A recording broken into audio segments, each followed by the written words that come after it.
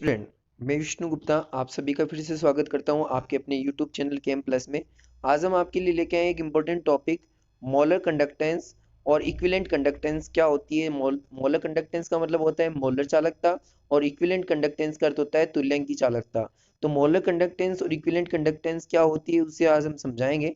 जो क्लास 12 का इलेक्ट्रोकेमिस्ट्री और अपनी BSc सेकेंड ईयर में बहुत इंपॉर्टेंट टॉपिक होगा, तो इसको आज हम समझेंगे। ठीक है, तो देखो मोलर कंडक्टेंस और इक्विवेलेंट कंडक्टेंस क्या है, इसे समझने के लिए हम स्टार्ट करते हैं।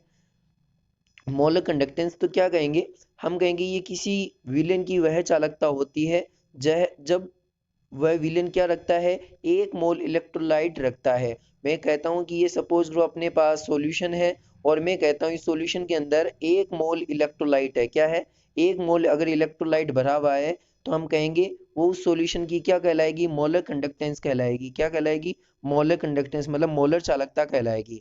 और इसको हम रिप्रेजेंट करते हैं, देखो लेमडा एम से। किससे रिप्रेजेंट करते हैं, लेमडा एम से रिप्रेजेंट करते हैं।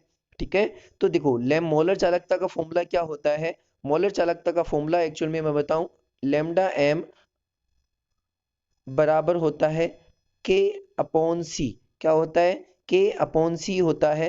तो देखो सांद्रता क्या होती है, हम कहते हैं सी का अर्थ क्या है, यहाँ पे कंसंट्रेशन। क्या है, कंसंट्रेशन। और कंसंट्रेशन को किस में लिया जाता है, मोल पर लीटर में। किस में लिया जाता है, मोल पर लीटर में। तो देखो हम कहेंगे लीटर, लीटर नीचे है वो ऊपर आएगा, तो हम कहेंगे 1 लीटर में हम कह सकते हैं एक मिनट, मैं कह सकता हूँ 1 लीटर में, इसको मैं एक बार कलर चेंज कर लूँ तो देखो मैं ये कह सकता हूँ कि 1 लीटर में क्या होता है, हम कहते हैं 1 लीटर में 1000 सेंटीमीटर क्यूब होता है।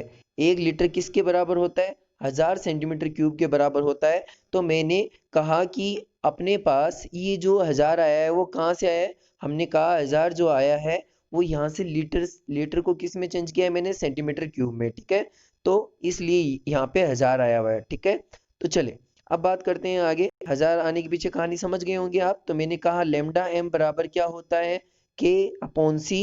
क्या होता है, के अपॉन सी। और यहाँ पे आपके पास ये नीचे मोल है और ऊपर क्या है, लीटर। तो लीटर को मैंने सेंटीमीटर, सेंटीमीटर में चेंज कर दिया, तो क्या आया, 1000 सेंटीमीटर क्यूब।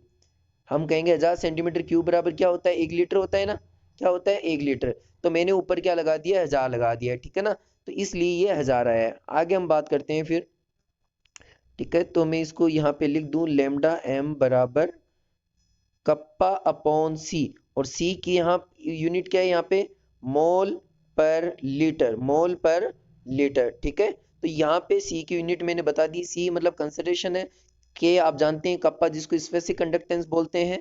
ठीक है, तो देखो यहाँ पे 1000 आने की कहानी समझ गए होंगे आप। तो मैंने यहाँ पे क्या लिख दिया, अब देखो आप सभी को पता है मोल पर लीटर, मोल पर लीटर ये किसकी यूनिट होती है भाई, ये मोलरिटी की तो होती है। ये किसकी होती है, मोलरिटी। तो हमने कहा कि यहाँ पे अपने पास मोल किसकी इक्वल है, 1m की इक्वल ही तो है। यहाँ पे मोल है, हमने कहा कि ये जो इलेक्ट्रोलाइट लिया हमने और इसकी जो कंसंट्रेशन है वो क्या है, 1m।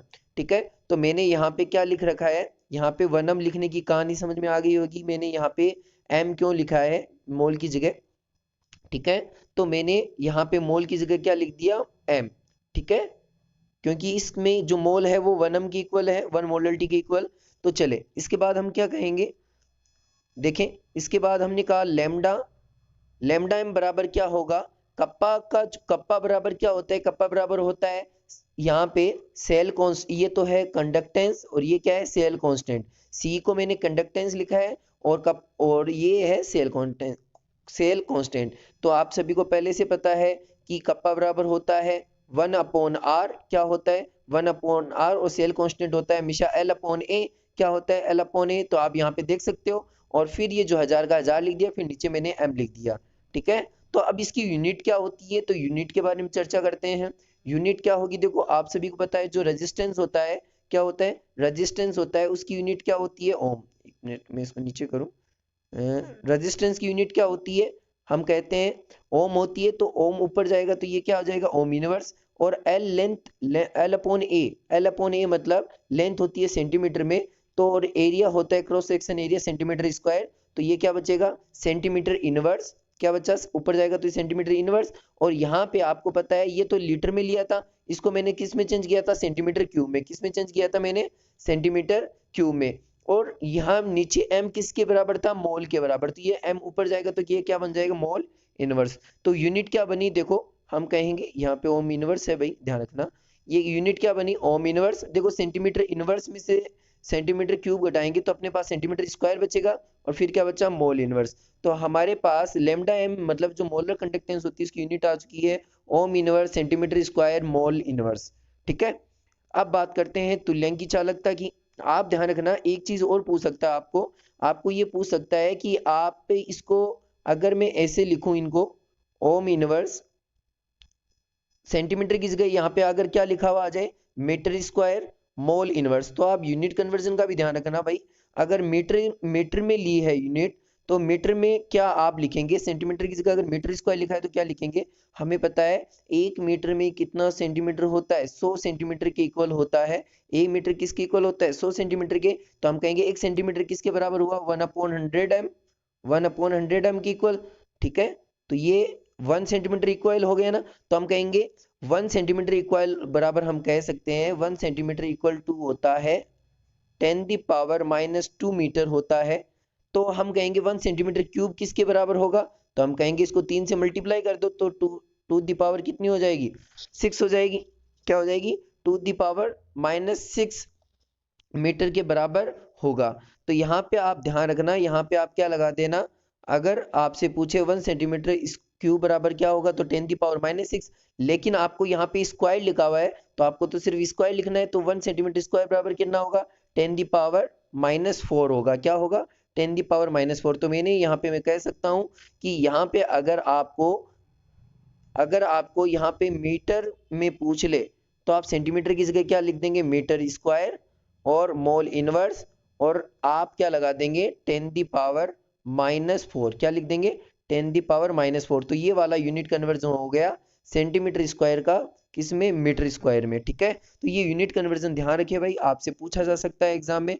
ठीक है, फिर बात करते हैं इक्विवेलेंट कंडक्टेंस क्या होती है, तो हम क्या कहेंगे, it is the conductance of solution having 1 gram equivalents of electrolyte.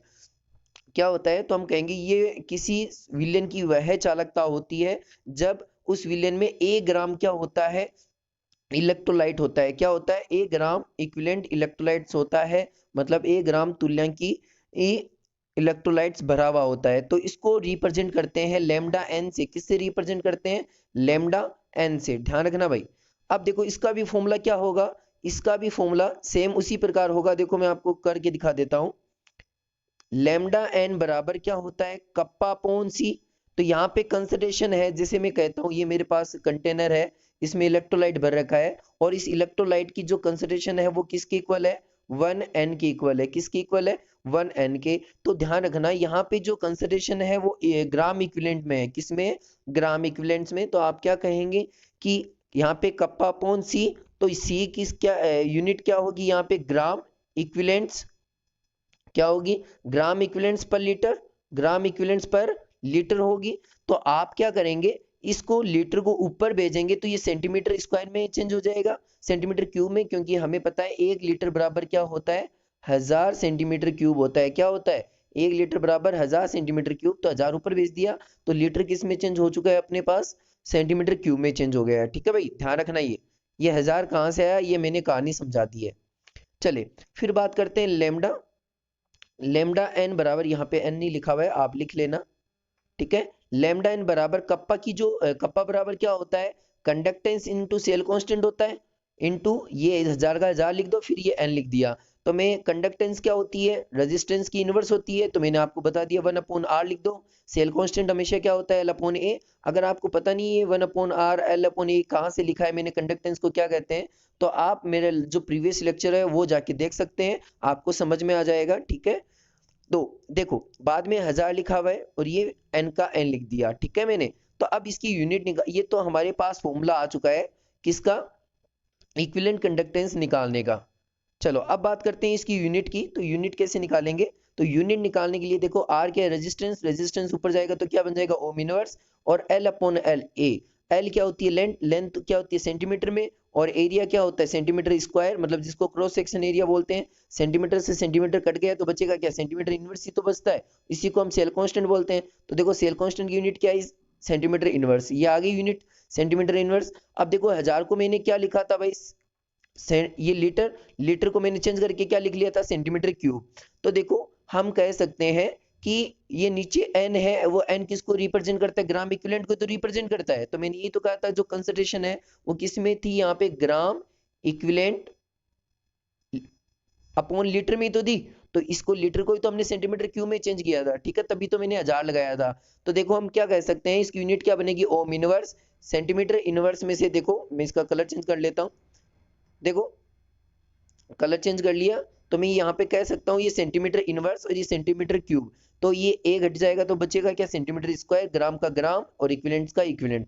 तो यूनिट क्या आई अपने पास, ohm inverse centimetre square gram equivalent inverse. तो ध्यान रखना आप, ये चीज आपको पूछ सकता है, ओम इनवर्स को ध्यान रखना सीमेन भी बोलते हैं, क्या बोलते हैं, साइमंस, ठीक है, सेंटीमीटर स्क्वायर ग्राम इक्विवेलेंट। तो मैंने आपको ये दोनों आपको बताए कि ये होते क्या है, इन दोनों में मोलर कंडक्टेंस और इक्विवेलेंट कंडक्टेंस में अंतर क्या है आपको बताया। तो ये यूनिट आपसे एग्जाम में पूछ लेता है कई बार कि ग्राम इक्विवेलेंस की इक्विवेलेंट कंडक्टेंस की यूनिट क्या होगी और मोलर कंडक्टेंस की यूनिट क्या होगी, ठीक है। अगले वीडियो में हम देखेंगे कि जो मोलर कंडक्टेंस और इक्विवेलेंट कंडक्टेंस में रिलेशन क्या होता है, उस रिलेशन की बात करेंगे हम, ठीक है। तो इस वीडियो में बस इतना ही, आगे हम मिलेंगे। Thank you so much.